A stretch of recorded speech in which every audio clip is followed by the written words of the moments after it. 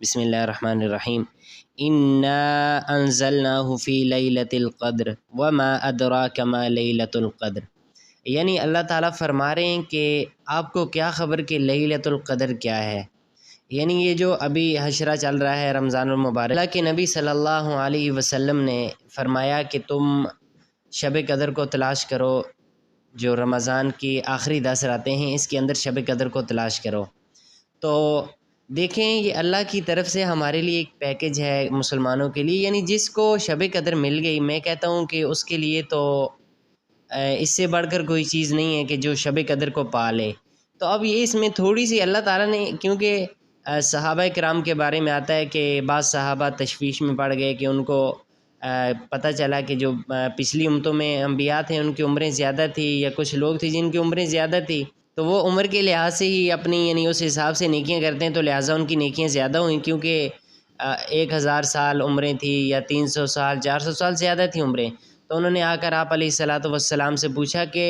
ان کی عمریں زیادہ، ان کی نیکیاں زیادہ، وہ تو ہم سے آگے ہو گئے، اب ہم کیا کریں؟ تو اللہ تعالیٰ نے یہ ان کو تحفہ دیا، یہ ہمارے لیے ایک گفٹ ہے، تو اس لیے ہم نے اس کی قدر کرنی ہے۔ اب اس میں تھوڑا سا ہمارے لیے رکھ لیا کہ چلیں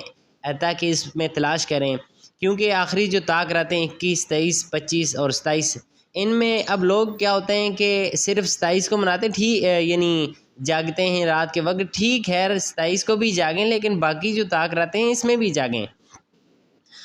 کیونکہ آپ علیہ الصلاۃ والسلام نے فرمایا کہ جو رمضان کا عشرہ ہے اس کی آخری طاق راتوں میں اس کو تلاش کرو، یعنی اس کی بہت بڑی فضیلت ہے۔ لیلۃ القدر خیر من الف شہر، کہ یہ جو رات ہے یہ بہتر ہے 1000 مہینوں سے۔ تو آپ اندازہ لگا لیں، تو اگر اس کی یعنی آتا ہے کہ 83 برس کی یعنی عبادت کے برابر ہے اگر کوئی اس رات کو صرف عبادت کرتا ہے۔ تو آج دیکھیں آپ کی عمر کتنی ہے، اتنی عمر تو ہوتی ہی نہیں ہے کسی کی، 60 سال 70 سال، اور وہ پھر پوری عمر عبادت ہی کرتا رہے، تو یہ تو نہیں ہوتا۔ اس لیے اس رات کی قدر کریں اور ان راتوں کو جاگیں۔ تو امی عائشہ رضی اللہ تعالی، تو حضرت عائشہ رضی اللہ تعالیٰ عنہ سے روایت ہے، فرماتی ہیں کہ اللہ کے نبی صلی اللہ علیہ وسلم سے میں نے پوچھا کہ اگر میں اس کو شب قدر کو پا لوں تو کون سی دعا پڑھوں؟ تو اللہ کے نبی صلی اللہ علیہ وسلم نے فرمایا کہ اللہم انک عفو تحب العفو فاعف عنا۔ تو دیکھیں کیونکہ یہ ہمارے لیے تو اس میں بہت بڑی فضیلت ہے، اس لیے کوشش کریں کہ اگر یہ رات مل جائے تو